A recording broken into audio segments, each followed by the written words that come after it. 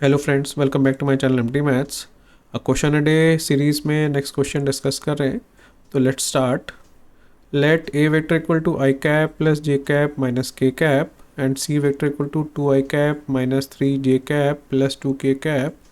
Then the number of vectors B vector such that B vector cross C vector equal to A vector and B vector magnitude belongs to a set containing elements 1 2 3 till 10 is 4 options. ठीक है, तो question बड़ा प्यारा और छोटा सा question है। वो कह रहा है कि दो वेक्टर्स गिवन है, ए वेक्टर और सी वेक्टर, और कितने बी वेक्टर्स होंगे जो कि इन दो कंडीशंस को सेटिस्फाई करेंगे। First condition is B cross C equal to A vector और बी का मैग्नीट्यूड इस सेट को बिलोंग करना चाहिए।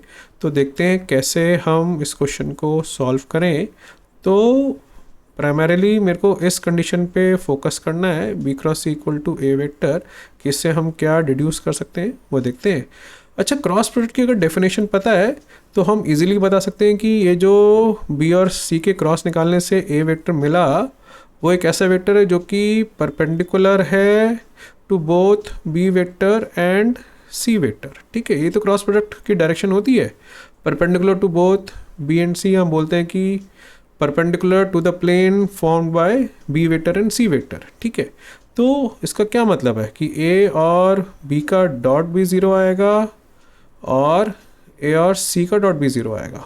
ठीक है, अब ए और सी वेक्टर तो दे ही रखे हैं, तो हम ए डॉट सी तो चेक कर ही सकते हैं कि क्या वो ज़ीरो है कि नहीं। तो ए डॉट सी निकाल के देखते हैं, तो वो है आई प्लस जे माइनस के। ए वेक्टर है आई cap plus J cap minus K cap, और डॉट सी वेक्टर है 2i cap minus 3j cap plus 2k cap. 2i minus 3j plus 2k।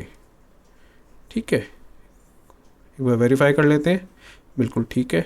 तो डॉट लिखोगे तो कितना बन जाएगा, ये 2 माइनस 3 माइनस 2, 2 से 2 कैंसिल हो गया, माइनस 3 आ गया, तो जो कि ज़ीरो नहीं आ रहा है, मगर हमारी हिसाब से तो ज़ीरो आना चाहिए था, जो कि क्वेश्चन ने कंडीशन दे रखी है। इसका मतलब हो गया there is a contradiction in data, there is contradiction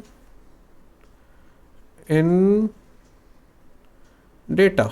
मतलब जो डेटा है वो कंसिस्टेंट नहीं है, आपस में सिंक नहीं हो रहा है कि बी क्रॉस इक्वल टू ए जो कहना चाह रहा है वो ए और सी वेक्टर्स नहीं मैच कर पा रहे हैं।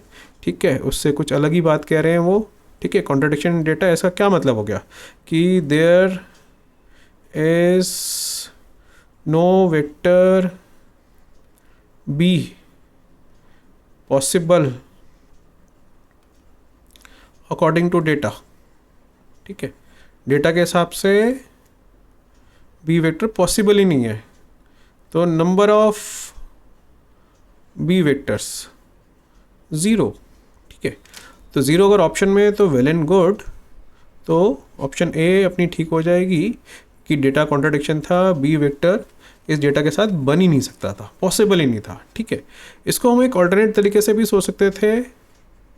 ठीक है, कई स्टूडेंट्स सोचते हैं उस तरीके से, लिखा हुआ था B cross C equal to A, और क्वेश्चन में ए और सी वेक्टर्स गिवन है, तो वो क्या करते हैं, दोनों तरफ ना सी से डॉट ले लेते हैं। कोई बुराई भी नहीं है, क्योंकि आर के अंदर सी डॉट ए बन जाएगा। ठीक है, और एल को अगर हम ध्यान से देखें तो वो स्केलर ट्रिपल प्रोडक्ट की फॉर्म में कन्वर्ट हो गया है, क्योंकि एक जगह डॉट एक जगह क्रॉस है, और कुछ ऐसा बन गया है। और स्केलर ट्रिपल प्रोडक्ट की अगर प्रॉपर्टीज़ पता हो कि अगर एसटीपी में स्केलर ट्रिपल प्रोडक्ट में कोई दो वेक्टर्स पैरेलल या आइडेंटिकल हो जाते हैं तो वो स्केलर ट्रिपल प्रोडक्ट आता है ज़ीरो। ठीक है, तो सी डॉट ए ज़ीरो आ जाएगा, विच इज़ नॉट पॉसिबल।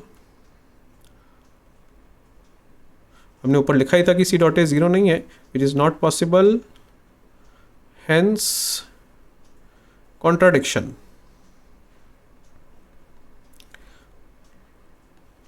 तो इसका क्या मतलब हो गया, जो अभी हमने ऊपर लिखा था वही मतलब है।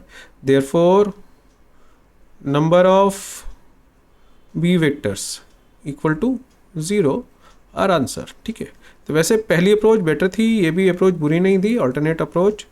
जो भी स्ट्राइक कर जाए एंट्रेंस में वही बेटर अप्रोच होती है, वही बेस्ट अप्रोच होती है जिससे आंसर ठीक आ जाए। ठीक है, वो 5-10 सेकंड अगर ऊपर नीचे हो भी जाते हैं तो ऐसी कोई टेंशन नहीं लेनी चाहिए, जिससे आंसर ठीक आए वही बेस्ट अप्रोच हमेशा कहलाती है। ठीक है, तो वीडियो यहीं ख़त्म करता हूँ। Thanks very much for watching, have a nice day.